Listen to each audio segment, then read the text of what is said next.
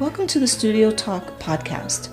I'm Xiomara Sosa, your co-host. Every week, we speak to our community members to teach them about mental health through education and awareness, and our hope is to inspire them through social change advocacy. We also interview community members and other mental health professionals, clinicians, healers, students, and wellness professionals. Our style is storytelling. Everyone has a mental health story to tell. The information shared in this podcast is not a substitute for seeking help from a licensed mental health professional and is not a substitute for psychological diagnosis or treatment. It's purely educational and purely social change advocacy. If you find yourself in any sort of mental health emergency or distress, please dial 911 or go to your nearest emergency room. Welcome everyone to the X Podcast, Real Conversations about Mental Health. This is episode 50, J-Rock. All right, 5-0. Oh, get that AARP. Yeah. And today's topic is postpartum depression, PPD. So whenever I say PPD, that is the acronym for postpartum depression. So we were going to continue our conversation, our series on caregiving, but we're taking a break this week because we have a special guest here today. Yeah. And this topic is near and dear to her heart. And then also next week, we're having the head of an agency for caregivers that works in the same area where I am, and they're going to be special guests with their social workers here. So I figured we might as well end the series next week when they come. Okay. Taking a little break. So today we're talking about postpartum depression. So I'm your host, Xiomara Sosa. I'm the creator and executive producer of this podcast. Our mission is to educate our communities and listeners about mental health and inspire them through social change advocacy. As a social scientist and social change advocate, I really do strive to have honest conversations on this podcast about all things related to mental health. I'm a clinical mental health counselor, a national board certified counselor, a licensed professional counselor, and a clinical supervisor in the state of South Carolina in the United States. As a holistic therapist, my approach is inclusive and culturally competent, and my counseling specialty is clinical mental health. My clinical mental health specialties within the DSM are anxiety disorders, depressive disorders, gender dysphoria, and trauma and stressor-related disorders. My areas of specializations are integrative mental health, multicultural counseling and therapy, and women's mental health.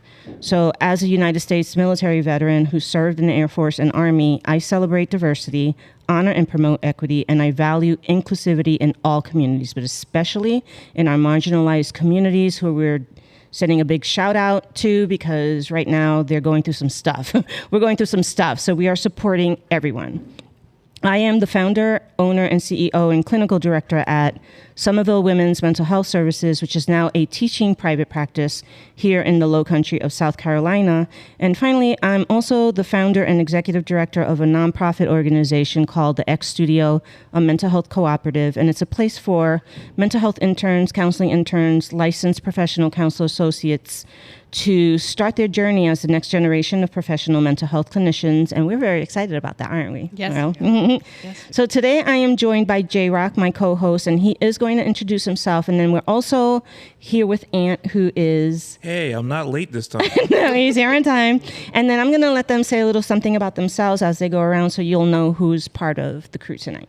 All right. Okay. So I am J-Rock, a co-host and a technical advisor for the X Podcast, and basically been doing broadcasting for 20 years, doing professional radio. Love all things broadcasting, audiophile, but the thing I love the most is self-development, self-growth, and just being a part of this podcast, just, learning a whole lot of new information and a lot of information that I thought I knew that I had no idea of what I was talking about. And so I had to unlearn a lot of things. So I feel like I had to unlearn just as much as I had to learn. So it's always, always fun to do all of that. Yeah. So happy to be a part of it. Technical advisor, check you out. Yeah, he is. Press the button. Hi, my name's Ant. I am the senior advisor of the comic section podcast. I run the show. I don't know nothing about nothing, but I like being on this podcast because, I have my own mental health battles. And you had to unlearn a lot of stuff because I'm like, oh, That's what that means. Okay, cool. All right. Yeah. Learn something new every day. And you usually share a lot of your lived experiences, which is very helpful for people to learn and understand that we all have them, right? We all have them. I lived too long. Yeah. I'm tired. And now our special guest. Hi. My name's Noelle. I am a licensed professional counselor associate. I have been one for a little over a year. I was in HR, so I did human resources stuff for an evil corporation. An evil corporation. And it took a little bit of my soul. And then the pandemic happened and I had my daughter. And despite being what I thought was progressive person in mental health, I had never been to therapy. And I said, I'm fine, until I was not fine. And I was diagnosed with postpartum depression at 6 months after having my daughter. And then I started on this whole journey of finding out what it is and how to help it and where to go. And I was so moved by everyone who helped me that I really wanted to go. I went back to school, went to grad school, and now I'm here treating other women with postpartum depression and trying my best to advocate for women and everything that they go through. Yeah. So. Awesome. Right on. It's hard stuff. And also, she is also part of our teaching practice now. She's come on board as an LPCA. I'm supervising her so that she can move forward and do great things out in the world. Yep. Awesome. And we talked about that a little bit before we started the recording. So we're all jazzed up. Yeah, All right. I'm so excited. Yeah.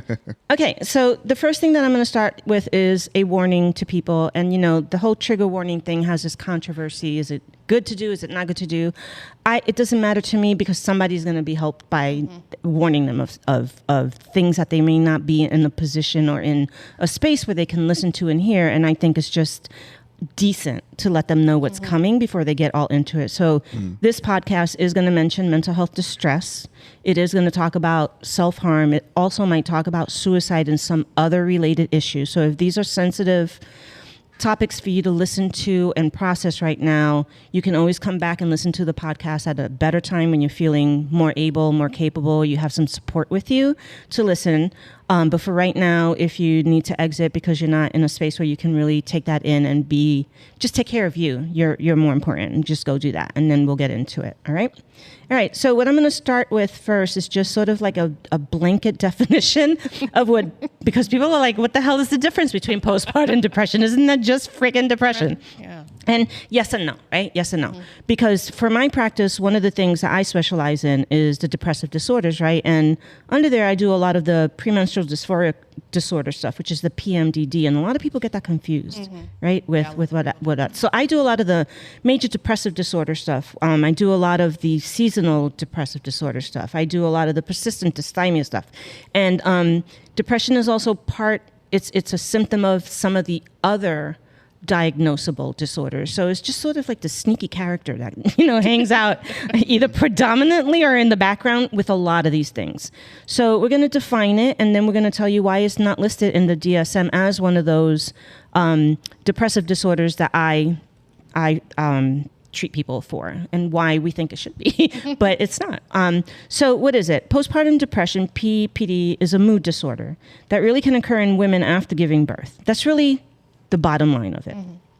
You're pregnant, you give birth, and then there's the postpartum part, and that's usually when it kicks in. So it's characterized by persistent feelings of sadness, hopelessness, and loss of interest in activities. And of course, you're going to talk about some of your experiences if you're comfortable, and then what you've seen and what you've heard out there that's different from this, because they really tend to make this very clinical, but it's a lot more nuanced, I feel, right? Because women are, they just are. We are. So PPD it is a common mental health condition that affects about 1 in 8 women. That's a lot. And I think that's an under. And I really think that's right? I agree.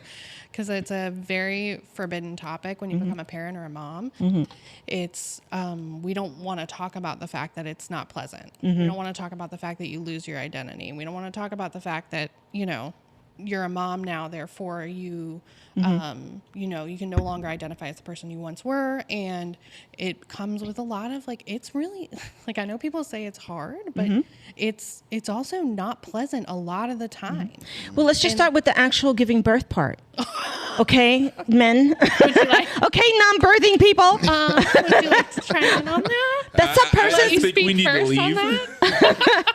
like a person's body is changing. Some other little creature is taking over, right? That's going to be loved to pieces, right? For the Yeah. most part, hopefully. But then your body gets completely out of whack and all kinds of stuff happens to you. And then your body breaks apart trying to get this thing out of it. And like, that's the crudest way of saying it. And that's if you have a good birthing experience. But forget if you have to have a cesarean like my mother did. I'm sorry, a cesarean, right? That's what they call it. Or if you have a problematic birth and just all kinds of stuff. So it's already traumatizing to your body. It's traumatizing to your body before, during, and then after. Because then as soon as you have this child, you're expected to be like super mom on roller skates, doing all kinds of things with zero support. Because that's my biggest thing that I deal with my clients, is that I try to, and this like their children are kind of like already growing, and they come in and they can't figure out why they've never been able to shake this and get back to normal. And it's because in our society here in America, for the most part, we are not set up as a society to instinctively, innately support the people having babies. We're just not. We're expecting them to sort of go solo with it. So, and I always compare it to like other cultures because that's all I have. Yeah. In my culture, I didn't grow up seeing anybody in my family have a child and not having their tribe around them. That was not an option. Like you had the cousin, the aunt, the person across the street, your best friend's mom, like everybody, the grandmother, everybody had a significant role in, if you were the sister and the godmother and the other aunt that was the godmother, then they take that seriously. This is not just like a title. Like you literally are part of the little army of people that raised this person. So if the mother has that, and society is set up in a way that they can physically do this. They have the resources to do this. They have the emotional support to do this, and no mean moms are involved because we're going to talk about those mean moms. Okay, they just make everything worse, right? And these unrealistic expectations, and then they don't take into consideration the mental health things that they go through and the physical challenges that they have. And then if the child has issues like health issues, which a lot of children do, what the toll that takes on the mother. So that's my pet peeve about it, that we don't even set women up to even in the best, way that they, even if they have everything go perfectly with them and they don't get PPD, they still end up just distraught because of the lack of support in there. And nobody's whining, and nobody's saying that we're big babies, because we're not. We're strong women. These are strong-ass women that go through this, because this is a physical thing, and this is a brain thing that happens. This is not a character, like they're flawed in some kind of way. This is not anything, because nobody chooses to wake up and have PPD and to not be a good mom. Okay, so this is like, it's medical, it's all kinds of stuff. All right, that's my little chip on shoulder. So many women may not feel comfortable sharing, like you said, their experience with PPD, or reaching out for help, which is scary. So just even talking about it, like the campaigns that aim to raise awareness and reduce the stigma around it to support women, get pushed back a lot of times, don't they? Yeah, absolutely. They really do. Yeah. So I'm just going to read a little bit more about it, and I'm going to let you talk about in real life stuff. So your body and mind go through many changes during and after pregnancy. If you feel sad, anxious, overwhelmed, or you feel like you don't love or care for your baby, and these feelings last longer than 2 weeks, is that what it is? Longer than 2 weeks during or after pregnancy, you may have some postpartum depression, which is very different than the depression that I deal with. And that's important to know, because the treatment is different. The treatment is very different. So you just because there's the word depression in there doesn't mean anything. You really need to know specifically what that depression is about, And I say that a lot about dysphoria. Like I specialize in gender dysphoria, and people tend to think and confuse that with some of the other dysphorias that are out there, but generally with depression, because that's part of it, or anxiety. And this is not. It's much more. And if you don't know what you're doing, you can really screw somebody up saying that you know how to do treatment for gender dysphoria, and you really don't, because you're treating it like it's just regular depression and everything else. And that's a mess. That's messy. So treatment for depression, such as therapy or medicine, works and can help you and your baby be as healthy as possibly as you can possibly be in the future. So postpartum just generally means the time after having the baby. So some women get the baby blues. This we can talk about a little bit more too. And we've always heard that, right? They get the baby blues. This is normal. Getting regular old baby blues is normal. You get the baby blues, you feel sad, you're worried, you're tired within a few days and all that, but then you bounce back eventually, right? Yeah, I'm just like, I'm giggling to myself because I just don't know in other segments of society where like, you're just like, because they say baby blues in it. Yeah. I actually like wrote a blog post about this, but Yeah. it's like, it sounds so cute. Yeah, And it you're sounds like, cute. Oh, it's baby blue and you're like a little sad. No. I was so, like, when we got back from the hospital, I was so bad that my husband, and we had been together 10 years before we had our daughter, but he looked at me and he was just like, oh my God, like what's wrong with you? And it was terrifying. Yeah. And it's actually like, baby blues is actually quite a significant indicator of whether you will progress. Right. But again, a lot of no hate on the men podcast. Don't No worry. hate on No, the feel men. free. Go No ahead. hate on the men. Do your thing. Do your thing. But so many of the OBGYNs and practicing doctors are male. And so a lot of the time when you're being told it's the baby blues, you'll survive. And to you and I, like right now, as we're rationally thinking we're not in the throes of this, like 2 weeks sounds like, oh, you're like, it's 2 weeks. It's not a big deal. But when you're in it, 2 weeks feels like a lot. And I'm sure there's other elements of mental health where people can understand, like, you say, oh, you'll feel better in 2 weeks. Yeah, it's complicated. And again, and that what you were saying about the men, it's like, that's the whole cultural competency stuff. That's really the entire cultural competency. So if you're dealing with women and you're treating women and you're trying to help women with women-related issues and you know all the medical stuff and you know all the technical stuff and you're coming from a good place, right? Because a lot of them are coming from the good place, but they don't know what they don't know. And if they're not willing to listen and understand from a woman's perspective what it really feels like, oh, they cannot relate to it, they should be able to say that. I can't relate to that. I don't know, but maybe this can help and that. Oh, let me get someone who does focus and understand and get this, help me, and I can collaborate with that person. I do that all the time, but there's something about the medical profession that there's something about that not everybody. I'm not saying everybody, but people who have been in there for a while and had kind of they do it their way, right? Their way is the way. Okay, and so, all right, so postpartum depression, it really is a serious mental health condition that involves the brain, and it affects your behavior and your physical health. If you have depression, then sad and hopeless feelings don't go away, and they can interfere with your day-to-day life. And that sounds a lot like the kind of clinical depression that I deal with, which is why people confuse these things, right? You're not connected to your baby. You don't feel connected to your baby, you know, and if you are the baby's mother or you might not love or care for the baby, then you have extra people around you judging you and not understanding you. So instead of supporting you, they're kind of murmuring behind your back or calling you names or just not getting it because maybe they didn't experience it as a mom. So they see it in a whole different light. And there are some mean moms out there. I did mention that before, didn't I? The bane of my existence are mean adult women. Yeah. They know who they are. They know. Not a fan. Okay, so mothers can also experience anxiety disorders. Did you experience anxiety with your? I did. You did? Yeah. I had the anxiety is weird too. I think there's how we describe it and how it can happen is two different things. So like, I think a lot of the time we think anxiety and we think like running thoughts or all these things, but it's a lot like, I'll explain like, so a lot of the times you're bombarded with information about the ways that your kid can get hurt. Like, oh, they'll roll off this, they'll do this, they'll do that. And you'll like, but you'll see kind of like danger in the day to day when you're taking care of your kid. Like you'll see them trip or something and they're little. So you go, and then your brain just starts going, oh, they trip. Oh, they fall. They hit their head. They bleed. It's almost like OCD without being OCD. Yes. It's way more, and that's such a great point. It's way more aligned with OCD than it really is because it becomes this repetitive, overwhelming chain of thoughts that build on each other, that get bigger and bigger. And it's very, you feel it all. You don't just think it. I'm talking like I've ever been through this. But it's exactly. But this is what women. I get it. I get what I'm saying. So when you're thinking these thoughts, it's not like they're just thinking the thoughts. They're feeling these phantom feelings that don't really need to be existing, but they are existing in the annals of the brain. Like your brain is telling you this is really happening.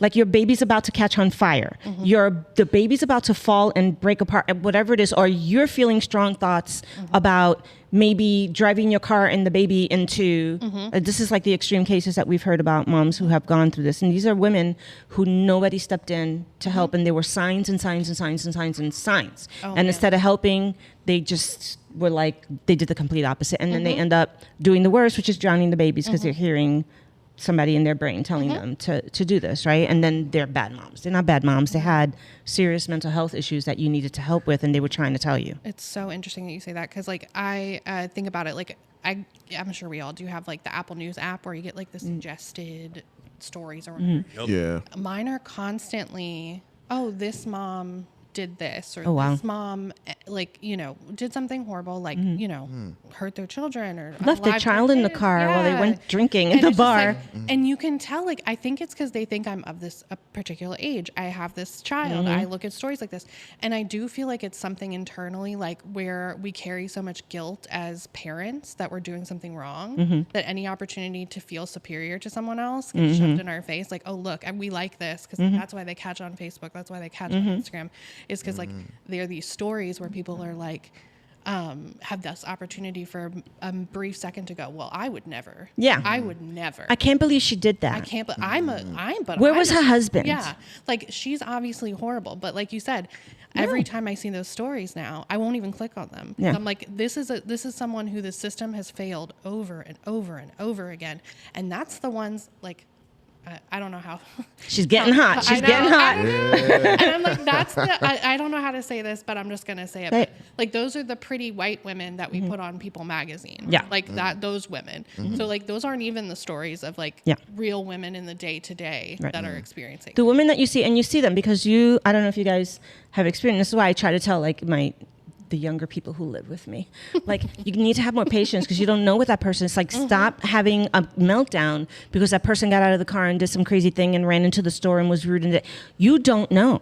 Right. You do not know what that person. Now, sometimes they're just being assholes. And you gotta say, the jerk, man. You just but sometimes when you see them, you can see the signs that this is a person under duress. And they are not behaving normally. That's why they almost ran you over. That's why they knocked over the chip machine, you know, whatever. They live, and this is probably the last thing in their day that has been like the straw that breaks the camel's back. And this is what it looks like to you, but you don't know. They might be fighting thoughts of going home and taking everybody, you know, just putting them out, you know, like, and not wanting those thoughts because of what comes from that. There are consequences to those behaviors. So this kind of thing usually emerges, 2 to 3 postpartum months after you give birth, and it can occur at any point after the delivery. So some women note that the onset of milder depressive symptoms during pregnancy, they do note that. Like, sometimes that happens. And I always say, of course, your body's being traumatized and hormones are everywhere and crap is everywhere. Postpartum depression is clinically indistinguishable from depression, clinical depression that I deal with, occurring at other times during a woman's life. And that's what makes it so critical to understand the difference, and to have people like you who can look at it. Like, if I have somebody who's dealing with major depressive disorder and they're suicidal and all of these things are going on, and then I have somebody like you who also deals with depression, but that kind of depression, and I'm missing something, and everything that I'm doing is just missing the mark, you're going to pick up on. Have you thought about maybe, didn't she just have a baby like a year ago? Is this toddler still around? Has she ever gotten treatment for it? Because that's the other thing. If you don't get treatment for this, is bad. It's no bueno. Like, no bueno. It just kind of escalates most of the time. So let's talk about some of the symptoms. Okay. I'll go down my list, and then you tell me. All right. You guys tell me what you think about these symptoms. Like, would you recognize them in women around you? So symptoms of PPD can vary in severity, and it can include depressed and sad mood. Who doesn't have those? So why wouldn't that be confusing, right? Right. Tearfulness. Who hasn't had right now these days? Who doesn't have those? Loss of interest in usual activities. You know, that one with anyone who has mood disorders like depression and stuff like that, we know what that's like. Feelings of worthlessness and incompetence, fatigue, sleep disturbance, persistent sadness or low mood, loss of interest in once enjoyable activities, changes in appetite and sleep patterns, difficulty concentrating and making decisions, feeling of guilt, shame, and inadequacy, anxiety or panic attacks, thoughts of harming oneself or the baby. So I just want to stress something. You've heard me go down the list of what does depression look like and what does it? Yeah. Does that not sound like the same exact? Yeah, it does. Yeah. It really does. Yeah. The only difference here is that it says thoughts of harming oneself and baby. Yeah. That's what makes it different. So we'll talk about that a little bit more. But before we get into like your area and everything, I do want to go down to there's a little section in my notes that talks about why it's not in the DSM. So diagnostical statistical manual. We don't even say that anymore. No. We just say DSM-5. That's sort of like our medical book in the mental health field for diagnosable disorders and things like that. But this condition is not in it. And you can talk about why you think it's not in there, but it's not in there under the depressive stuff. It's not under there on anything. So while postpartum depression, PPD, isn't a specific diagnosis in the DSM-5, it is recognized as a major depressive episode. And this is where it gets tricky because that's what I do, right? Major depressive disorder with which comes in episodes. Like some people have major depressive episodes that last a really long time. So in my DSM, within my wheelhouse of major depressive disorders, so this is why it gets confusing, right? So I help people who have major depressive disorder with single and recurrent episodes, major depressive disorder with seasonal pattern, which is sad, then persistent depressive disorder, and premenstrual dysphoric disorder. All of those things also have subcategories, and one of the subcategories is what I just said, which is recognized as major depressive episode with a postpartum onset. So there's a specifier is what I'm trying to say. In order for me to diagnose it, I have to diagnose it as one of my diagnosable things under the DSM for major depression disorder, and then just add that it's also because she's having a baby. It's because she's pregnant. In order for it to be counted as something clinical, like that way. Okay. But what we're saying is that we need to get to the point where we add it as its own category, right? Like the ones I just read under the major depressive disorders. Does that make sense to you guys? Yeah. Another language. And right now it isn't. Then, which is why Noelle is specializing. I was wondering. I would have thought that would have been one of them included, right? But no, that's surprising. So in the DSM, the diagnosis of depression during the postpartum period still utilizes the onset specifier. So if you come in and you're showing all those signs that I just said, and you just had the baby, then I would be able to use the code that diagnoses this person to get treatment as major depressive disorder, and then I'll put on there onset was she just had a baby, and that's why, as opposed to she just had a car accident, or somebody just tried to kill her or something. Like it has to be a specifier in order for it to be counted as a major depressive disorder episode and get treated in that way. And we're saying that needs to change. Right. Like I'm an advocate for that, but I don't know enough about why the people do the DSM the way that they do. So I'm speaking out of my area of expertise. I have no idea. This is just my opinion, right? Yeah. What do you think? Yeah. Yeah, I think that's same. This is my opinion, but I think it becomes a little bit of a trickier territory when it tends to have gender attached to it. Like I know that PMDD for a long time, there was a lot of debate whether to include that in the diagnostic manual or not. For the fellas in the room, right? PMDD is premenstrual dysphoric disorder. Do you know what that is? You know how the ladies in your world sometimes have what is it? PMS. And you think that they're going through a thing. This is a clinical version of that. That's like on steroids. Yeah. Got it. So it makes them medically unwell. Got it. Yeah. Okay. And that's under my depressive disorders that I can treat that way. Gotcha. Yeah. I'm sorry. I got a question. Yeah. Do you think? Do you have a theory as to why it's not like? Because I know you're kind of getting to it with how the clinical area is pretty much run by men and whatnot. So is that kind of like the biggest theory out there, or is there something else that's kind of underlying that you're like, well, it could be that, and also it could be. Yeah. I have a thought on that. Yeah, go ahead. I think everything that we get to do, anybody in the mental health or health related allied fields who get licenses, the licensed people cannot operate and cannot, the only way you can get a license to do something when you're doing direct services is what? What do I always preach? Do you have a fucking license or not? Right. If you don't have a license, you're not. Yeah. You can't. I don't care what your degree is. You can't do it. Yeah. So I think that all the research that is done and has always been done, this is just my theory, correct me if I'm wrong, has almost always been a certain population, and that population in this case were not people having babies. Like they were the men and like whatever, whoever they studied, whoever they did the research on. So this was never part of that. So the reason that that's important is that we don't get to do what we do with our license unless it's been researched to hell and proven for a gazillion years. And then people have to endure, like it has to, they can't just come up with these things and say, okay, people with licenses, go do your job. Like we can't. It has to have years and years and years of research and all that stuff. But if you're not including the pregnant women and girls and people, then you're not going to know what you don't know. Exactly. So you're not going to be able to come up with this theory and this clinical understanding and all of the everything that's required in order to tell the people with licenses, here's what you're looking at here.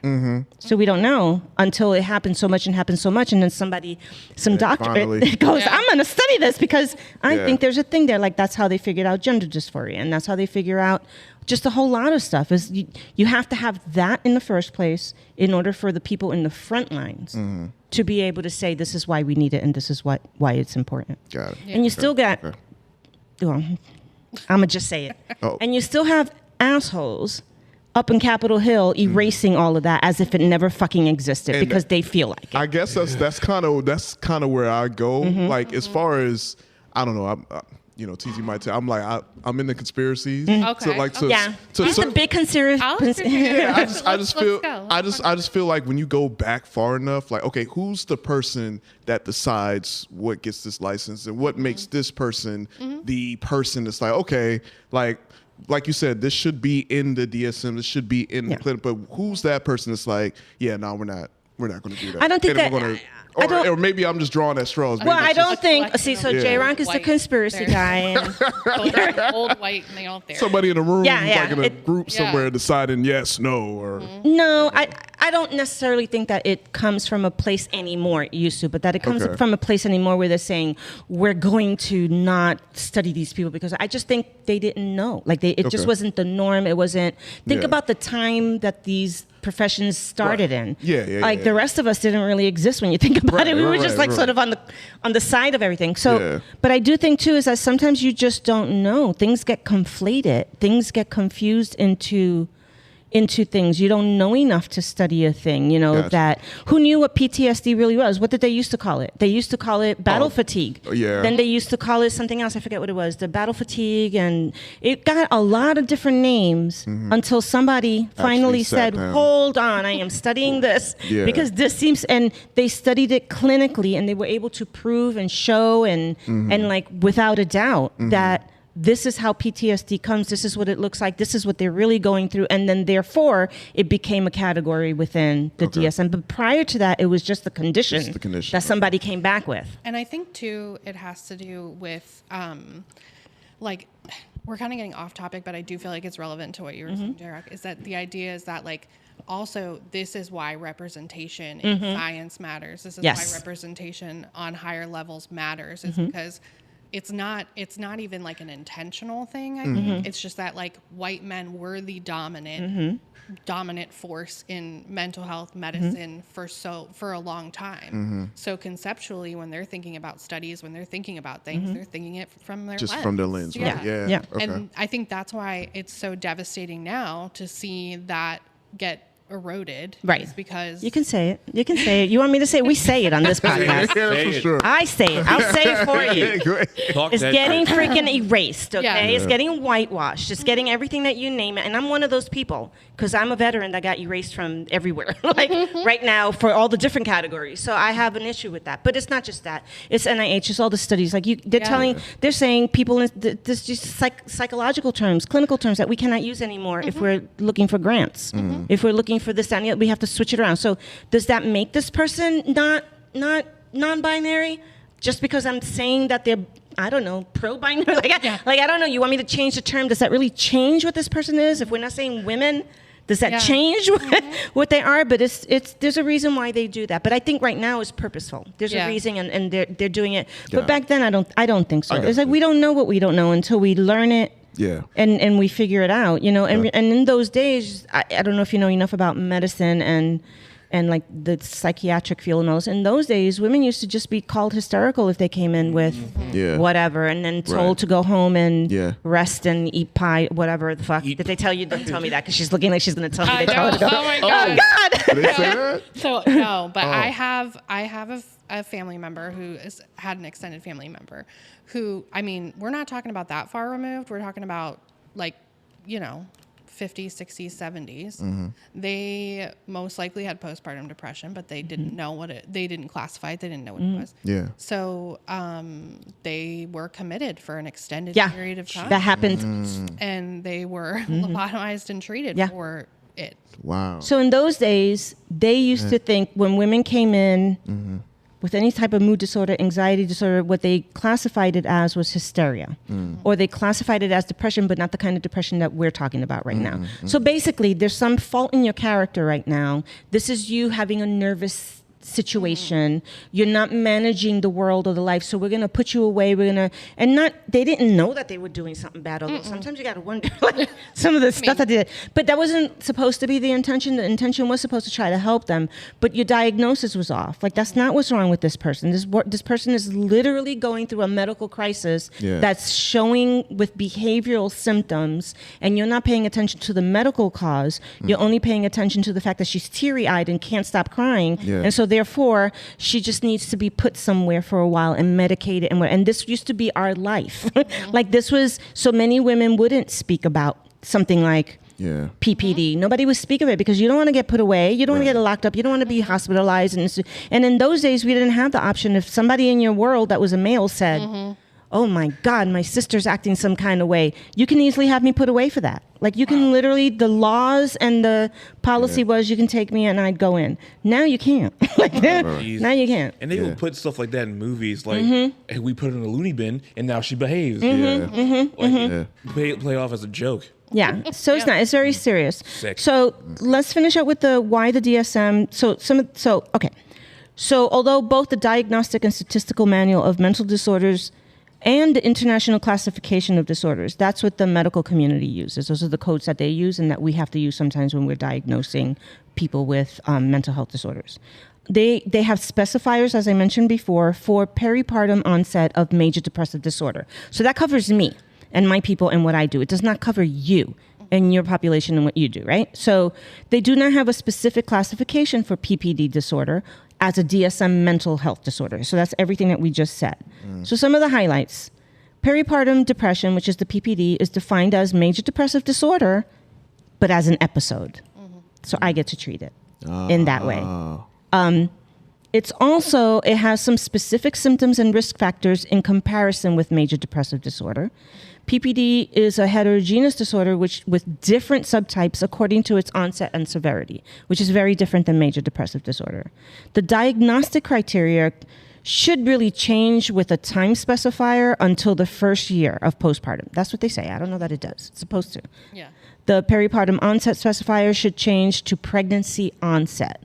So after I've diagnosed it, then I have to change all these little words as the person continues down in order to make it legitimate within the medical community. And that's why we say it should just be in DSM as it needs to do. So we're going to put all of this in the show notes so that you guys can know. And I want to quickly say the differences between PPD and MDD, right? So comparing symptoms, some studies reveal that there are some differences in the symptoms. So the levels of hopelessness, for example, the somatization, so that's what you're feeling in your body kind of thing, like your emotions and all that stuff. The interpersonal sensitivity, that's relational issues that you're having with people. So irritable, you don't love your husband, don't touch me, and then he becomes upset because his wife is not his wife. Did you go through that? Like all that.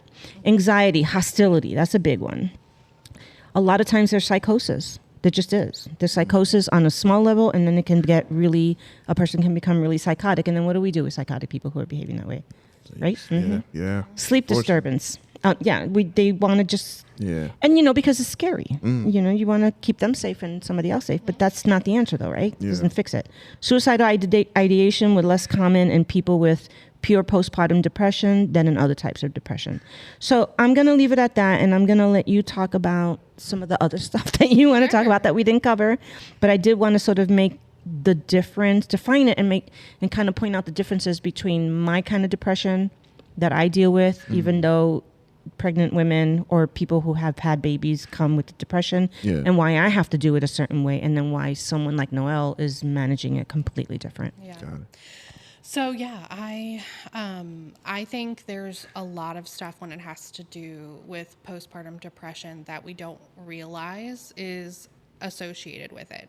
So when you were talking about the symptoms, it was interesting because you were reading it out, and I was thinking like, oh, I tried to hide all of those. I tried to hide all of those because everyone who is in your life is telling you this is the best thing that has ever happened to you. You mean having the baby? Yes, yeah, having the baby. So you're postpartum, you have like, don't want to get too, but your whole body changes. You've bled everywhere. You can barely get up. Something they don't tell you is, and we can talk about that, it's the medical. Also, you're in pain. Oh my gosh, in the medical system. So like, for instance, I labored, like before I even got any medicine, I labored for 36 hours. Damn. 36 hours. Yeah. You don't even know what that feels like, but it's ouch, right? It's like ouch. And not because I wanted to. I was like, give me all the medicine. But again, they don't do research on pregnant women, so we can't know what medicines work and what don't really. Again, I'm not a doctor. I'm just telling you my personal And experience. then there is a concern that the medicine might be harmful affect to the the baby baby, and all that. There is. You know? And like, I guess so that's part of it too. And everyone, you know, like you're so exhausted, and then you go into that, and then you are taking care again, like X said, there's just things where it's like your village isn't there. Your village is not there. You're even if your village is 2 people, but they're somewhere else far away from you. Yeah. You know? And that's happening more and more. And I think that's part of it. And so like, and then you're met with a lot of people who maybe can't have kids. And then they're like, oh, you should be so grateful. And there's all of this guilt associated with feeling the way that you do. And so you try to hide everything. Oh no, like I'm fine. I'm fine. I'll never forget. This is like a burned in my memory moment. Another thing is breastfeeding. That's like a whole, I have kind of a controversial opinion about that. But anyway, so I was sitting in the office, and and I know that breastfeeding is very healthy. And it's like the premier thing that doctors will tell you to do with kids. Like they want you to breastfeed. It's supposed to be the best for the baby and for you and all of these things. Remember when that was the complete opposite? Like when I was born? Thank you. It was the complete opposite advice. Yeah. But I was sitting, it was like probably she was probably 2 or 3 days old, and she was like scream crying. And I was in a lactation consultant, which is where you have to go because I wasn't doing it right, and it wasn't right. And so here's another thing I'm not doing right. And I'm sitting behind the door, and I can hear her, and she was so nice, but she was behind the door, and I was behind the door, and she was on the other side, and I could hear her talking to like her nurse friend or whatever. And she was like, yeah, she's not doing well. She just assessed you by looking at you like, oh man. So she came in, she's like, I'm going to see you again tomorrow, and I'm going to need you to go home and sleep for 6 hours. Because at that point, I mean, we can do math there, but I was laboring for 2 days. I spent 2 days in the hospital. And then it was 2 days after she had born. So that was about 6 days where I got about 4 to 5 hours of sleep total over those 6 days. So delirium. Literally, you wonder about psychosis, but that's like, and that's the reality. And I say this again as someone who sits very privileged because I had insurance. I was able to cover the extra days. No one was pushing me out of the room. Oh, okay. Yeah, like I was good. Like I spent the most amount of time that most people do, and so that's like a. When I tell my like story like that, that's like a more positive story. I could probably sit here and tell you at least 5 or 6 mom stories that are way less positive than that. And I think I think something that I had recently had one of my like, I would call her a friend, but she's not. She's like my sister, but she had a very, very traumatic birth situation. But again, you're so quickly told to bounce back, recover, right? bounce that back, mentally do your job. you think like, oh, it's not a big deal. It's not a big deal. I almost died, but it's not a big deal. Like, I can move forward and it's fine. And I think that's what we're taught as women to, like, because again, it might go back to what you were saying about the histrionics, and maybe if I reveal too Histrionic, much, I mean, do you guys know what that means? Crazy No. lady. No. You're gonna say I'm crazy. So the DSM has a section, you know, they're all broken down into sections, like what the diagnosable things are. And like this one cluster is called personality disorders. And under there, they have narcissistic personality disorder, borderline personality disorder, histrionic personality disorder, et cetera, et cetera. So histrionic came from whenever a woman was hysterical about something. I don't know, she had a period, she was crying. Her husband beat her up, she was crying. Or she was just overly emotional because, you know, hormones and whatever. She was called, that's what it was called. Like she was being histrionic, as everything's very histrionic. But it really is sort of like now, clinically, it is a personality trait. And it's usually women, and a lot of actresses do an amazing job portraying these kind of women in shows. Like a lot of these personalities that you see in a lot of these shows are really very histrionic women. Like they're very, and some men, You know who's very histrionic in my opinion? What's that? Daredevil. Very histrionic. Like everything is like all very intense and emotional, and everything is like deep, and there's nothing that's ever just bad. Like it's not just, he's an asshole, and so we should kill him. No, you can't, because like there's like everything is just torment and always like, so it's like a lot of that. But if you're in her situation, as she was just talking about, for them to think that that's what histrionic means, and that's what they would label it as, and that's how they would treat you as. So what would they tell you to do with that then? If you, okay, you were talking about your person who. Yeah. So, but yeah, just to piggyback off the Marvel thing, that's why the second Doctor Strange film to me is like, it's not, I'm not into horror, but it's one of my favorite films because I feel like it really does describe like kind of, you know, Wanda like loses her children because of her behavior and all of that stuff that happens, right? Yeah. And so her, like, it's this mix of this idea of like wanting your children back so bad, but then also being like not very unwell. And like, and if there's one PSA I can give to like everyone before they have children, because I was 31 when I had my daughter, and I did like figure your previous shit out. Do we not always say that? All the time, shit out. Figure it out. We always say that because it will show up. It's going to fucking come. It will show up in colors. Yeah. Like it will show up. And that is because think about that. Having a child, no matter how much they want to make it seem like it's this ethereal, just angelic thing that goes on. It is a traumatizing experience for everybody, even under the best. Your body's traumatized, you're emotionally traumatized, you're psychologically, and now you're going to go through a whole thing with the children traumatizing you and all that. So if you have not dealt with, as a person, just as a regular human, all the crap that you have going on, that trauma is going to bring up every other shit that you have not dealt with. Don't I always say that on the show? Like, if you haven't grieved the loss from God knows whenever, and you keep having losses on top of losses on top of losses, and you think that you're doing well because you went through 10 of them, and so by the 11th one, no. If you have not processed that first one, it's going to come back to hang out with the next 9 ones. You just don't see it, you don't know it. But the rest of us do, and you can tell by the quality of your relationships, who's in your life, who isn't in your life. How do you manage things? Are you dissociating and shutting down and being quiet, or are you able to have healthy relationships with people when this thing is coming up and tell them, I'm hurting, this is not good, this rupture is not good for me, like kind of thing. Like, but if you haven't dealt with it, it'll come back, and I just think that's a trauma. And if you haven't dealt with all your previous stuff, that trauma is going to bring it up. It's like any other trauma. Yeah. And I think too, for partners, like, you know, in general, I think also like, do you guys have kids? Either of you have kids? No. Okay. All right. So like the way that I like to explain it, and I have it's like seeing little J-Rock or little Ant consistently and constantly. And you're thinking about, oh, that's sad. What like that happened to me when I was little, or like for something, this is a total separate thing, but I also have ADHD. So, so it's in our family lineage. So we do, you know, I see things she does now that could be very upsetting to people or be like loud or whatever.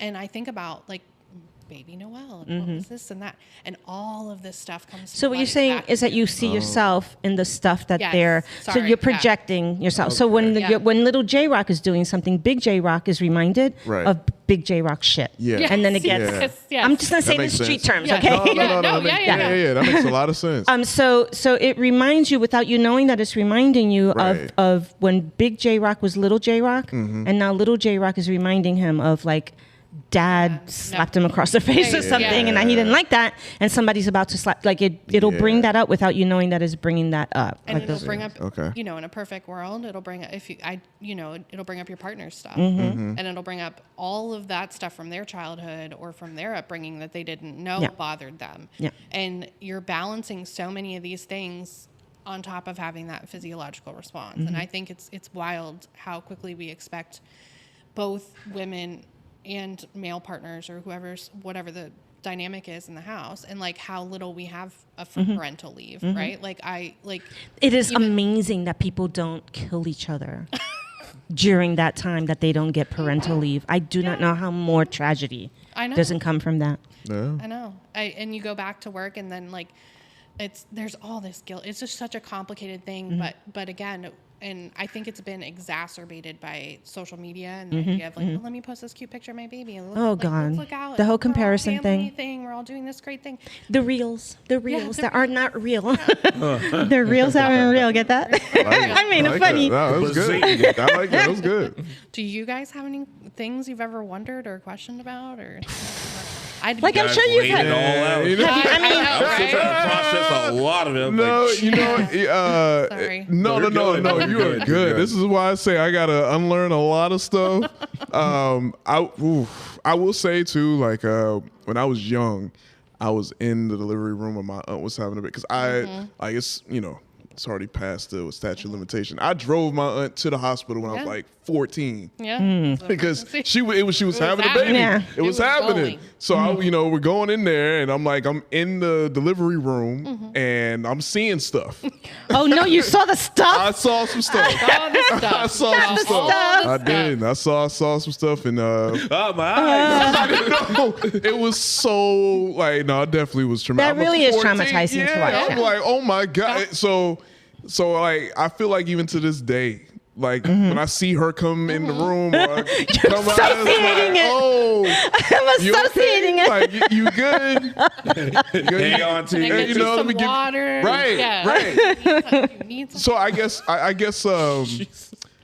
don't know. So do you agree with say okay? So for the men's side, like how do you think that men should be there for their significant other, if it is a woman having a baby, pregnant? Big loaded question. Yeah, because it's kind of like I'm dumb, right? I'm taught like, okay, cool, make sure everything is relaxing, put the feet up. What else? There's food. Like You constantly get the wrong person. No, I'm just kind of. What else do we do? I don't know. I'm not. So afraid. I'm going to take that monkey off your back for a minute, okay? Yeah, so I just don't know. We have to remember that we as a society, and even us women, we're culpable of this. Yeah. We don't necessarily set you up for this. Like we don't. What, are you going to wake up one night when I'm pregnant and know all these things? Yeah. Like, No. Like, how do we show you, like, how do we teach you to be the thing that you should be and that we need you to be if we're not teaching it by modeling behavior in our society? Right. So in our society, it tends to be the opposite, right? Although it's changing, and a lot of men are really fantastic and great about this.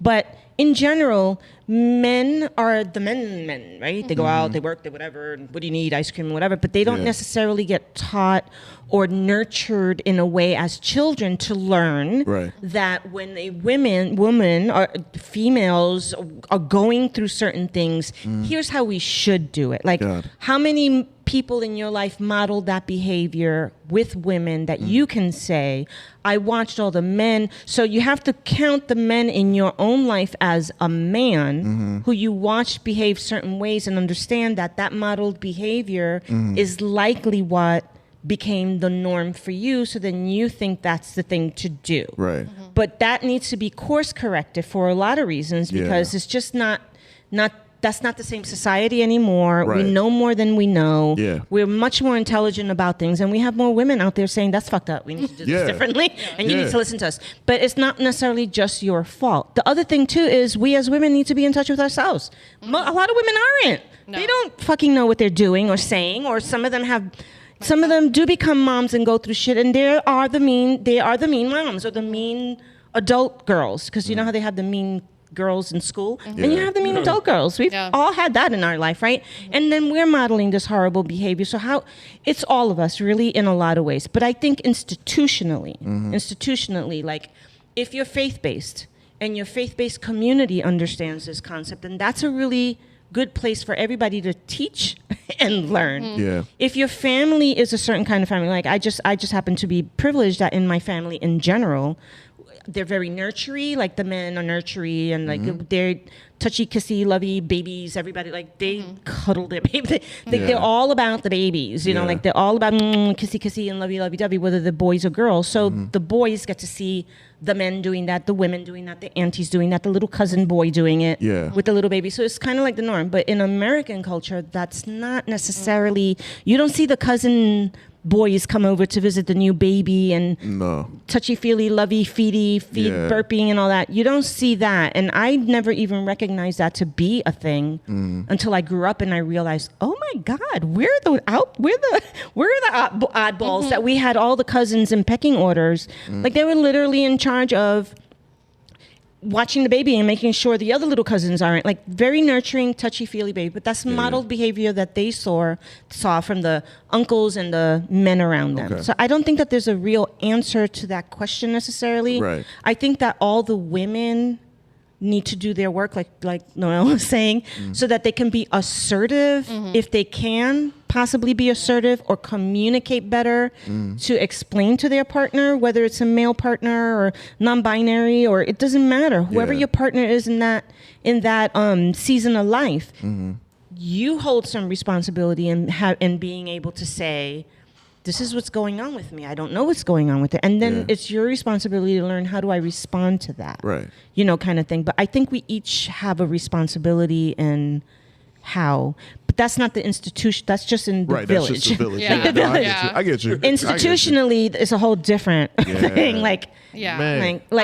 I think the answer for us is more women OBGYNs. Yes. That's more women primary care doctors. I'm so surprised with that. More women of color. More women of color that come from the villages where that is the norm. Right. Like where the men do things like that, and they're not looked shunned down upon, and they're not like, I think it's there's a lot of components to it, but I think at the end of the day, it is something that's getting talked about more. It is something that people need to be more aware of, because we all have somebody that's gone through this in our family. Oh, yeah. And we just don't know it because they didn't call it that, or they didn't, who knows. Yeah. So how do we diagnose this? Let's talk about that. So it's typically diagnosed based on, tell me if they did this with you, because this is the answer I found. Okay. So PPD is typically diagnosed based on a thorough medical history, which I think is important, a physical exam, and a psychological evaluation. A healthcare professional will ask about symptoms, medical conditions, and family history. What do you think about that? Those things happen. I think research and will tell you that there is a lot more family history involvement in all of our mental health. They like to talk about the light switch. I don't know if you guys have talked about that before, but you are born either with this light switch that gives you a predisposition, and your experiences will either turn it on or off.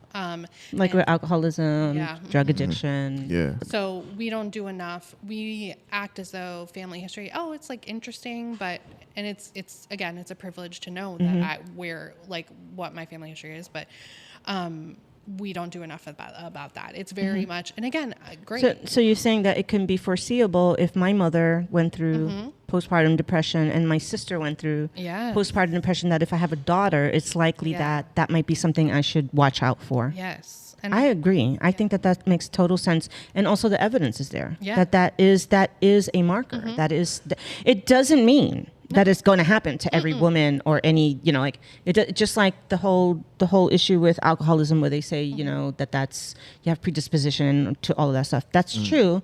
But some of us may never, ever, ever, ever Your light's been it'll never go on. Others, all it takes is one little drink and they're doomed. And I've seen that happen in my own family because that is a thing that runs in one side of my family. too. Yeah. So it's very serious. Yeah. So when is it no longer considered PPD? So that's an interesting question. They will tell you it's like roughly if it's been over a year, but there's a lot of research that actually says that it might be closer to 2 to 5 years. I totally see that because you have a baby growing into a toddler, growing into a child. And again, we're not talking about research, right? But we talked a lot about breastfeeding. Breastfeeding has become way more popular now among women because it goes in ebbs and flows in research, and they say that's the healthiest alternative. So a lot of women breastfeed. That will weirdly stave off a lot of the worst symptoms of postpartum depression. That's very So interesting. you can get to like a coping mechanism kind of place where you're like, it's bad, but I'm getting through. But let's say you breastfeed and most of the time, if you're getting recommended being breastfed, it's for 12 months. You're doing breastfeeding for 12 months. But, you're not even going to start to see symptoms until you've totally stopped breastfeeding, which would be like a year and a half. Yeah. So and then of course everyone's like, well, what are you talking about? The baby's walking. They do fast for juice. Like, what are you saying? You can't have postpartum depression now. Yeah. And but because we don't know how much each of those things impacts it, like it most likely has a way longer effect on the body. Like I just read a study, BBC Science Focus just came out with a study that talked about the fact that it could be that on your cellular level, especially in your liver and your immune system, your cells getting checked with women who had given birth, the cells getting checked at a year had not returned to normal. Wow. And then they kept continuing to study, and they never saw them return to normal in the length. I think it was like a 5-year study, but they never really saw it return to normal. So there are things that permanently change your body. Yeah. Wow. We don't talk about that as a repercussion of having kids. Yeah. Right? Like, and in the ways and the pros and cons, you're not like, oh, maybe you'll wind up with like a liver disease or something. Yeah. Like Jesus. and you know, a lot of it's beautiful. Don't get me wrong. I love her. Mm-hmm. She's amazing, Yeah. and funny and great. But we talk a lot about those things. We just don't talk about the heavy stuff, especially Well, women. because you have to have real conversations. Isn't that what we do here? Real Yeah. conversations about Yeah. mental health. Yeah. Like you really do. And that's a real conversation that's difficult for a lot of people. And it is a sensitive subject, you know, it just is. So what causes PPD? The exact cause of PPD? No, it's not known. And many different factors, like you were saying, are likely to contribute to someone developing it. So hormonal changes, that's a big one that most people, and that basically because it could trigger symptoms of postpartum depression. So when you're pregnant, levels of the female hormones, estrogen and progesterone, are the highest they'll ever be. I've never been pregnant, so I'm just telling you what I'm reading. Yeah, Okay. that sounds great. Okay. So in the first 24 hours after giving childbirth, hormone levels quickly drop back to normal. I did not know that.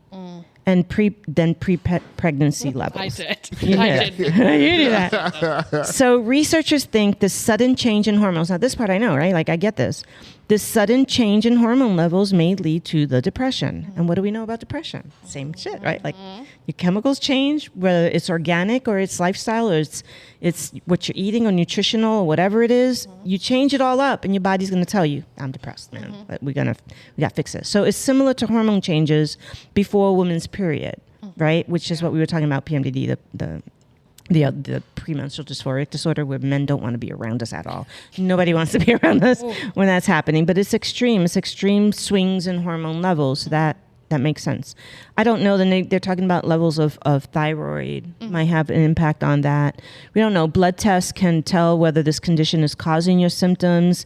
I just think that the real important thing is talk to your doctor. And if your doctor doesn't talk to you about it, find a doctor that will. And if a doctor isn't going to talk to you about it, find a nurse that will. And if the nurse won't talk to you about it, find yourself a mental health practitioner that deals with women issues. That will talk to you and tell you you're not crazy. Yeah. This is real. This is real. Yeah, if there's one warning I can give women, it's just be honest. And it is so hard to do because you don't want to be judged and you don't want people to think, which is common with all mental health stuff, right? We don't want to be judged. We don't want people to think we can't cope. We don't want that.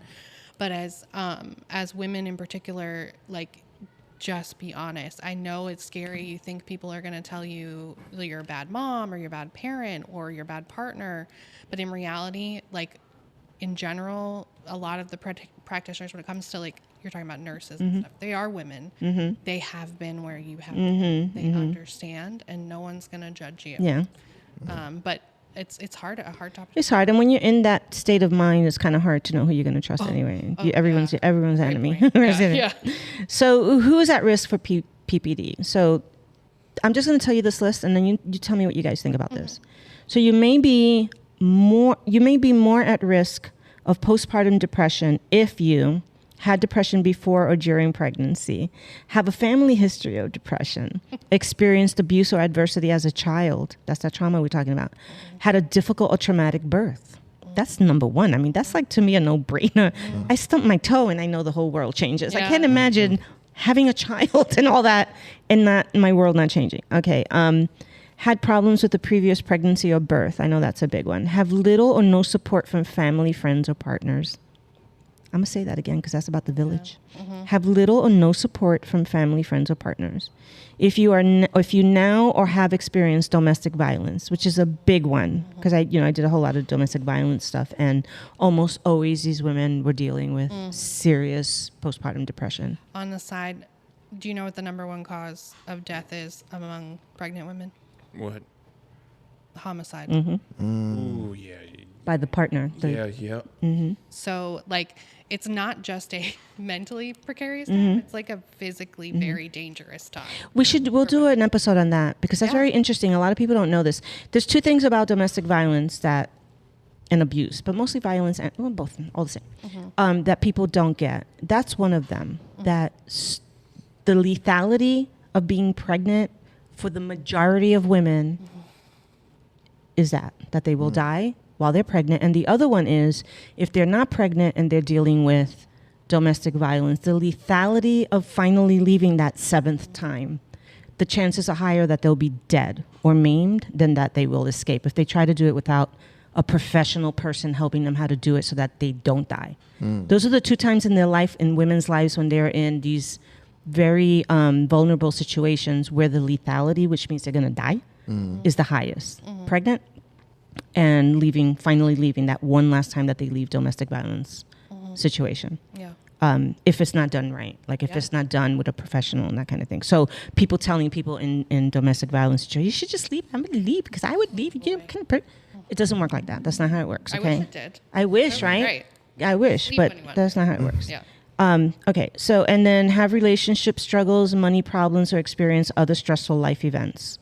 If you're under the age of 20, why is that? So it's all because those stressors are amplified, but also because of, like, you're not fully formed hormonally, I guess, based on Yeah, I know your brain isn't. Yeah, So you're like, what now? no. They made it 21 and now it's 25. Yeah. Yeah. I think that probably has a big part in it. Yeah. And then if you had a hard time breastfeeding, or you have a hard time breastfeeding, you have a baby who was born prematurely and or has special health care needs, or if you had an unplanned pregnancy. Yeah. That's what they're listing. What do you guys think about any of that? Which one did any of those stick out the most to you? About what a risk, how a woman is more at risk of having postpartum depression if they have any of these things? Did any of these stick out the most? Yes. I mean, if honestly, the whole All of list, it? it's like I could. Oh my gosh! Jesus. I mean, I definitely financial, definitely family. Yeah. Definitely unplanned.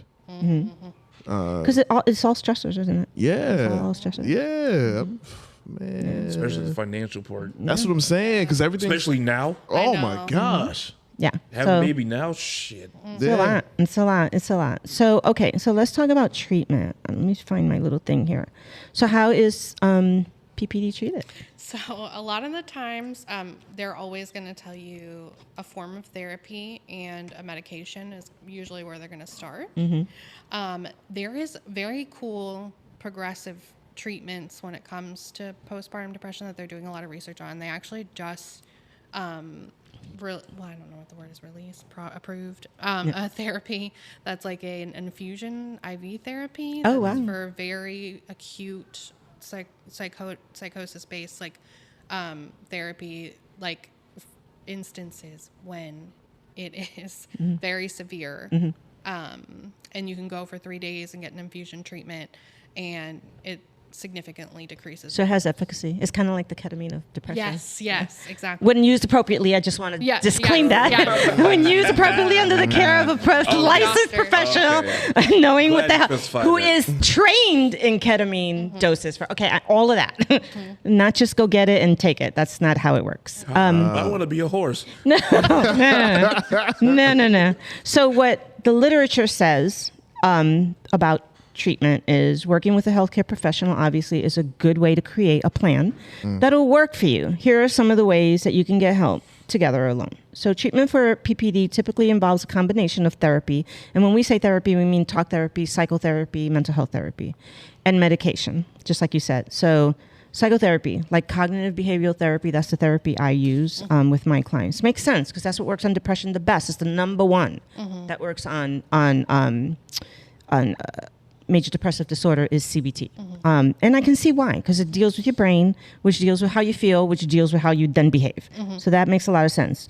Can get help with women who identify and cope with negative thoughts and behaviors, because that's at the root of this. This is like the thing that makes the psychosis bad, that makes the behavior bad, that makes it so distressful, is that the thoughts are so severe and so intense, and you can't get out of your own head. Yeah. Because they're almost OCD-ish. Yeah, that's because they're just so, and they make you impulsive, and you have to, it's just scary.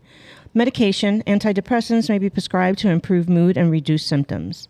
Counseling or therapy sessions with a mental health professional can help you understand and cope with your emotions and challenges. So that would be us, like what we would do. Yeah. But we would also want you to be working with a medical professional too. Support groups. I love support groups. We just talked about that, and we're going to start some support groups. So joining a support groups of other people who have gone through this kind of experience can provide comfort and understanding, and make you understand that you're not crazy. It's not you. This is a thing that nobody would choose. Self-care. Not the kind of self-care they have on the internet, No. but not the bubble baths and the glass of wine with your girlfriend, but Even though that's not bad. No, it sounds nice, but not that.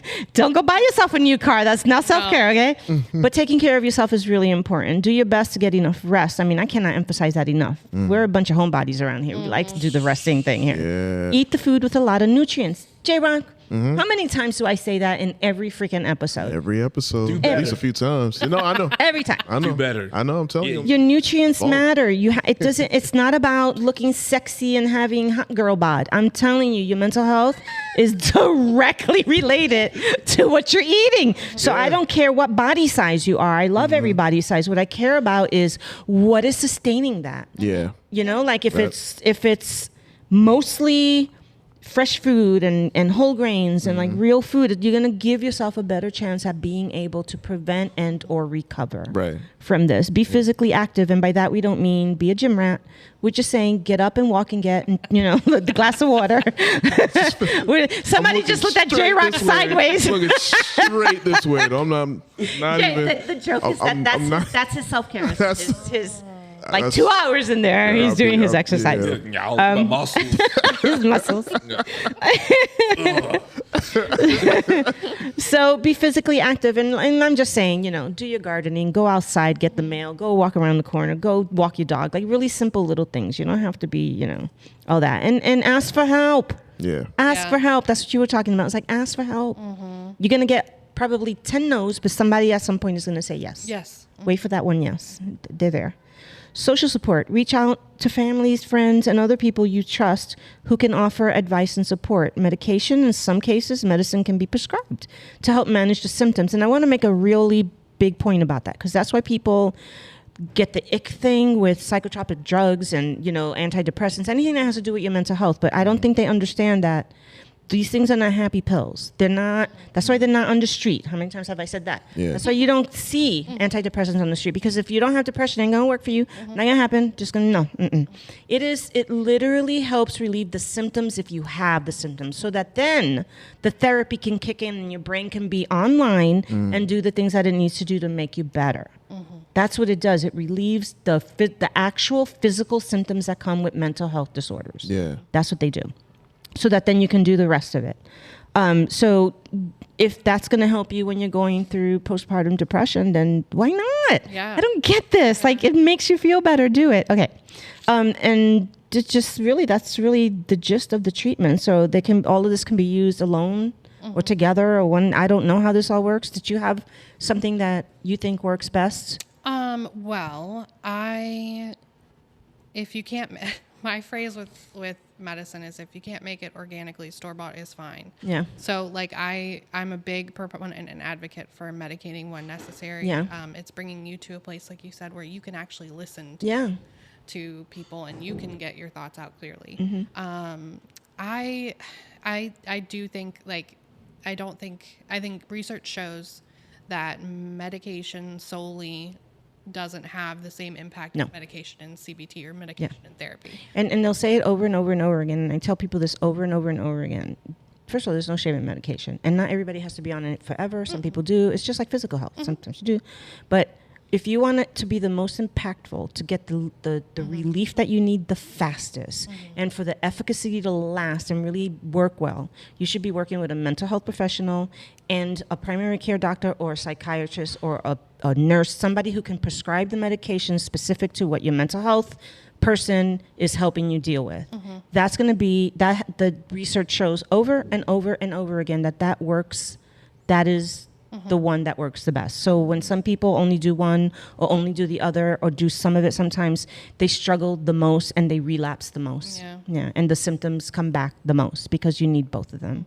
But if you try to do the therapy part without the medication while you're in crisis, while you're like fully symptomatic and all that, it's going to be harder for you for that the talk therapy to work, because you can't put any of that stuff in place because you're too busy being so tired from the symptoms. You're too busy, your brain fogging, your brain is shutting down. You don't have serotonin. You don't have like all the, it's just not conducive to it. So do them both at the same time. And that's usually the fastest way and the best way to do it, and it lasts longer. Yeah.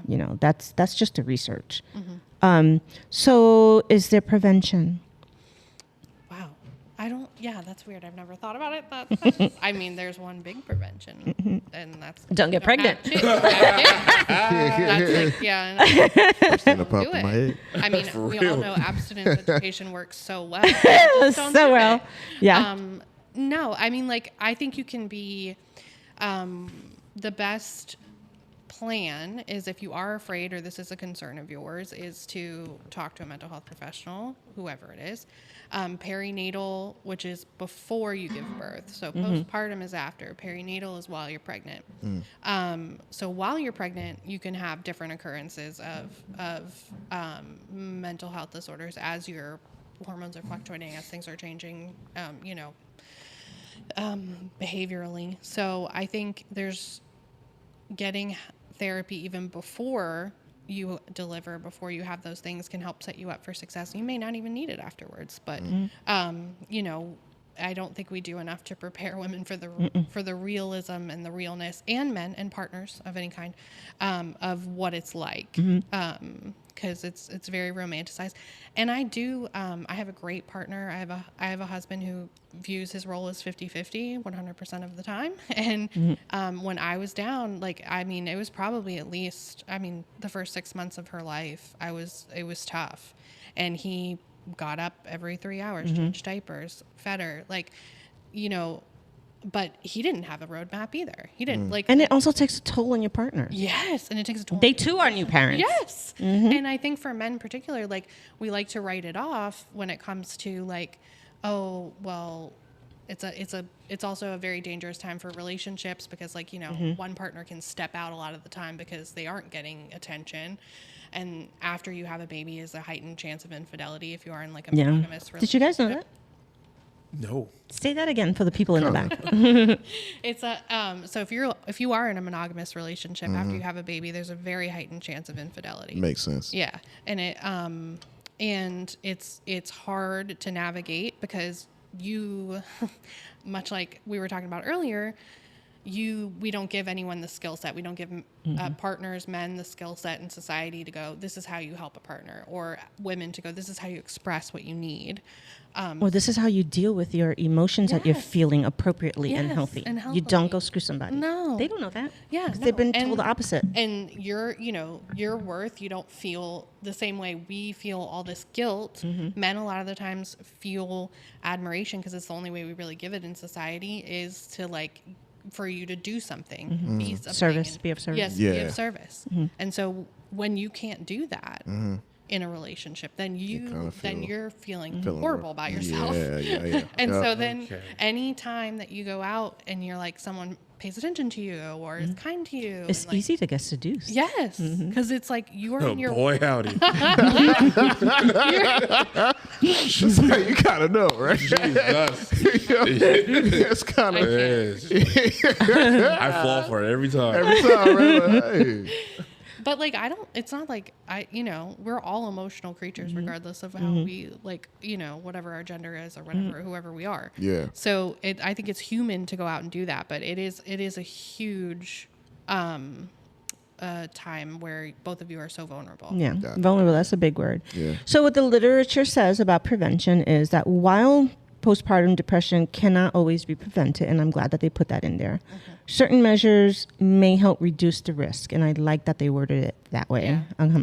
So get adequate sleep before and after childbirth. I don't know how realistic that is, but if you can do it, Yeah, if do you it. can, that's great. When Yeah. you're 9 months pregnant and you can't move, You can't move, you can't breathe, everything hurts. you're waking But up 2 hours. try to rest. Establish a strong support system of family and friends. We always go back to that. And that's not, and I just want to say, full disclosure, I know that is not an option for so many people. Yeah, no, that is not reality for many, many, many people. So, but those of us that are lucky and privileged and do have that, definitely, try to get that strong support system in family and friends. Seek professional help, like we said before. If you have a history of mental health problems, attend postpartum support groups, which I think there's not enough of, and we need Oh to. my gosh, yeah, I agree. We're going to work on that. Yeah, we're going to fix that. So there's complications if it's left untreated. We talked about that before with the extreme cases of women drowning their children, hearing voices, psychosis, driving their cars into trees. Everybody, I don't know if you guys remember, there was this child during Black Lives Matters that was very popular on the news media, and he was like this very sad but stoic looking African American boy. You know who I'm talking about? And for some reason his picture got a lot of attention on social media. He was the sweetest thing, and he was all about Black Lives Matters, but his energy was about, can't we all just figure this out so we can get along, as opposed to being and everybody loved him. And then a few months after, I don't even know how much long after, his mother's, or his one mother, I think, because it was like I don't know if it was both of them or in California, took him and his siblings and drove right off of a cliff with them in it. Yep. And for completely unrelated, other reasons. But the reason I bring that up is because I feel like when things like that happen, we don't know what the real reasons are, what's been untreated. I don't know her whole story. Right. But when you hear stories about children being, like those big stories like that, there's, for every big story like that, there's a gazillion little ones in your community that we know about. You and I know about. We see them every day. We hear about them every day. Yeah. And I don't know, Noelle didn't tell you guys, she actually works in the school system right now. So her who she counsels right now is kids. And so she's got like 300 of them right now. That's her big thing. teenagers. We can have a whole episode we'll have that that. if you want to. But she's branching out into women's postpartum health and all of that kind of stuff, because that's going to be her specialty area when she gets fully licensed in this field. So so she sees stuff. She hears stuff. They sit in her office and they tell her. So it's happening. It's like little earthquakes all over the place. But the only time we pay attention is when there's one big earthquake happens, like that kid. So, but we need to be paying attention to like our sister and our brother and the guy across the street and the milkman. Just watch those. You don't have to watch these people on the news. Help the people around you. That's really it. That's all. Be aware. So the complications of being untreated. Well, I think kind of serious consequences for both the mother and the baby, which include increased risk of child neglect or abuse. I mean, let's just say it, right? That's what we do here. We just say it. Difficulty bonding with the baby, delayed developmental milestone for the child, and chronic health problems for the mother. Untreated postpartum depression can affect your ability to parent. That is the number one thing, and why we need to help women and people that have children, you know? Yeah. You may not have enough money, which is what you were saying, Aunt. That's a major ass stressor. Have trouble focusing on the baby's needs and your own needs. Feel moody. Not being able to care for your baby. That's sad. When you can't, it makes you sad. Then you see a sad baby and that makes you sad. It's just like this cycle. Have a higher risk of attempting suicide. And I'm just going to say that because it's not even suicidal ideation. It's just they're suicidal. And that's scary. That's very scary. So feeling bad about yourself can make depression worse. That's why it's important to reach out, you know, and all that. So anyway, this is a downer this week.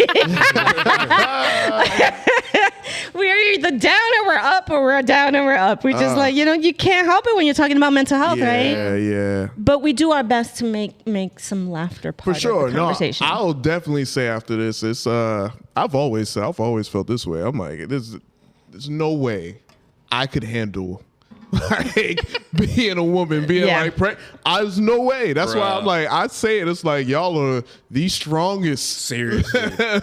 beings walking this planet because I couldn't do. I just no way. About like the No physical way. damage they go through, and I'm like, you sure you want another one? You sure? I get squirmish when I see like a little bit of blood. Yeah. Like, and just like having to deal with the flow and then all of that on top of things, and you got the healthcare situation that's scary. It is serious. It's not that it cannot be handled and we can't do anything about it. It's not hopeless. No. We can definitely, we just need to change systems. We need to make people aware. And that's part of what this podcast is for, right? Is to help people understand on the very basic levels in our community. Yeah. We hear you, we see you. We're speaking for you. Yeah. So researchers really believe that postpartum depression in a mother can affect the healthy development of a child. So it can cause delays in language development and problems learning, problems with mother-child bonding, behavior problems, more crying or agitation, shorter height and higher risk of obesity in preschoolers. I did not know that. Did you know that?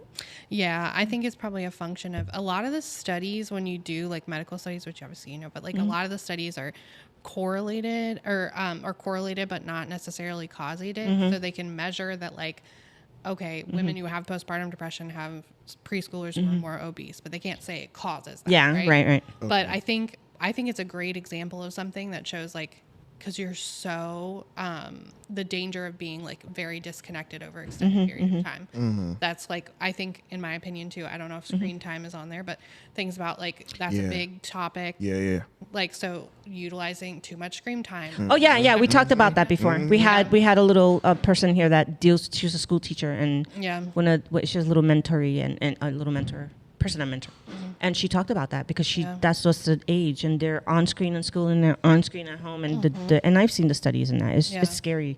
So it's kind of like not like it's a relief if you're not connecting. Yeah, it's a relief for the mother, right? Like so they're under all this stress, and a lot of times parents like, so eat what you want, watch what you want. I need 10 minutes. Yeah. Because like a lot of the time you're And working. we're not judging your mothers. Oh no. We're not judging. No. We're just saying it. Because that's what it is. No, absolutely. And And so I think that has a lot to do with it when you're talking about obesity of kids. It's just like this thing like, because that's just feed the kids whatever, just let them eat all the cereal they want. I can't deal. Yeah. And then the problems dealing, the children end up with problems dealing with stress and adjusting to school and other social situations. That makes sense. It makes sense to me. All of that makes sense to me. And you know, we're done now, but so we can wrap it up. But the one thing I do want to say, it kind of reminds me, I don't know if you've ever seen, I think YouTube now has the actual documentary, but I forget which was Denmark or like one of those countries where there was some sort of conflict, and a lot of the children ended up in institutions that kind of resembled orphanages, but weren't really orphanages. They was kind of, they're supposed to be cared for there, but there was so many of them, and it was such an intense period in that. And this was in the 60s or 70s. This isn't even that long ago. So these children were basically alone because their parents and family died or got, something happened to them. So they ended up in these institutions. And so the adults running these institutions thought, as long as we give them shelter, as long as they have food, as long as they have food on their bodies, they're going to be fine. They're going to be fine. Everything is going to be okay. But from the lack of connecting, from the lack of the intimate sort of interconnectedness between them, and from the trauma that the children themselves experience. All of them went into this coma, but it was like a self-induced coma. And did you read? Did you know? You should look it up on. And I will try to find it and the correct name of it, because they named it a syndrome. There's a syndrome that it's named now, and it was a phenomenon. It doesn't happen often, but it just so happened to be in this particular time with these children. And what the studies showed was that it was the lack of connection that they had, and they were so traumatized by the events around them as children.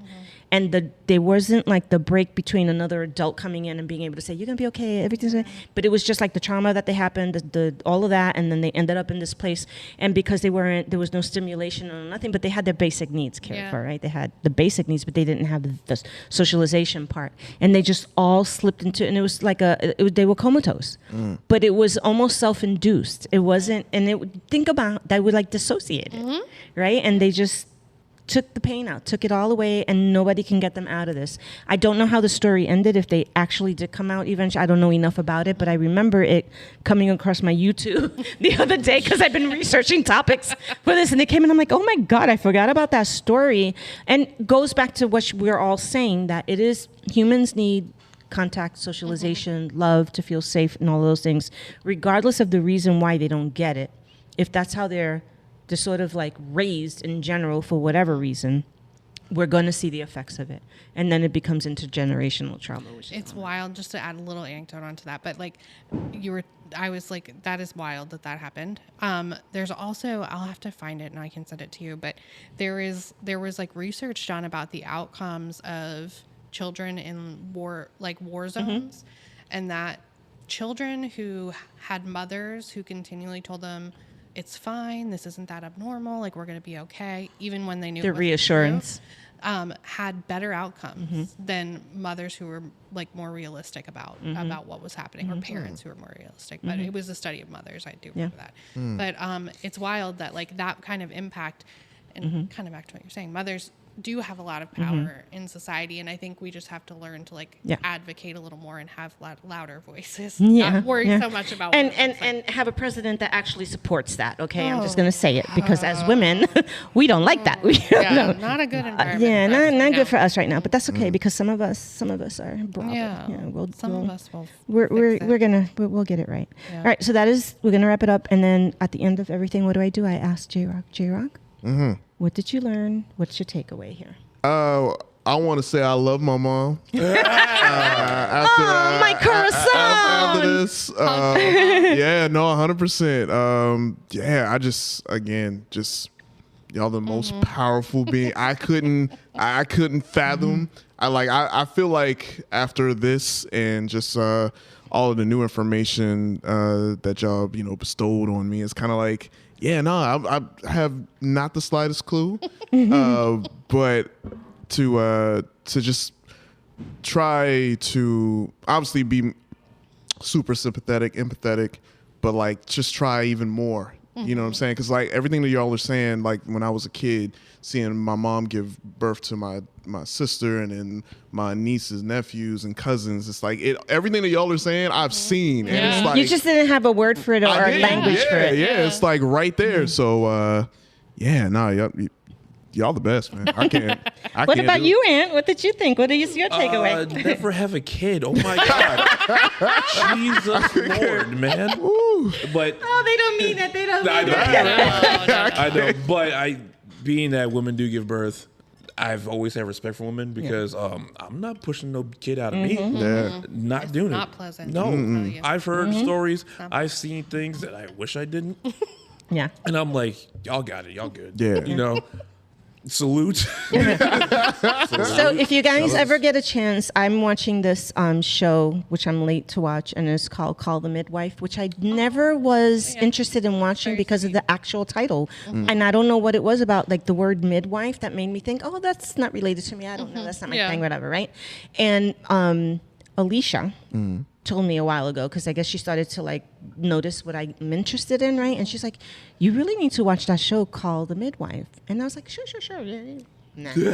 Never. I was like, no, that's not my kind of show. But every night every night. And every time Jason walks in, I have this joke in the house going now. It's like, what are you watching, Titi? You're watching the giant babies be born, aren't you? Because they can't show real babies, so they show big babies. Okay. And then he's like, and we're like, if babies came out that size for real, oh my God, women would never have been, because they almost look like they're 6-7 months old. Yeah. The way that they show them on the show, but they're showing them being born, and that's I guess the law. I don't know what the laws are that thing. But and then Alexia's like, what do you want them to show you, like a real baby every time? I'm like, well, kind of. I would like to, but no, it's like this big giant baby. So that's the joke in the house, is that Titi's watching the show about the big giant babies, because that's but the show itself does an amazing job, because it starts off in I think it's London, Britain, one of the Pomper. I forget what it's called, but it's during right after the war. Okay. Out in I think it's in London. I don't know, but it's there. And it's about, in those days, midwives worked with, do you know what a midwife is? It's a nurse that helps. They're very trained, and they're like professional doulas. Like they know, but they're also they're nurses, so they're very medically trained and experienced. And then this is like their passion project. This is what they do. They deliver and they save babies. Yeah. And then they would work with nuns who were also midwives. So and so together, those are the people who would go out to the communities. Yeah. And women didn't have babies. Like we never used to have babies at the hospitals. That wasn't a thing. It would be like a little center in the neighborhood, but mostly it would be in your house. They would come to your house, everything would be set up, and they'd be treating you before, during, and after and all. Yeah. They're coming back now because they're realizing that we really fucked up when we took away the midwives. We really screwed women up, and now it's coming back. But the thing about that show that I think is great, and the reason I like it, is because it's not just the medical midwife thing. They show you how these midwives are actually social workers. It's almost like they're medical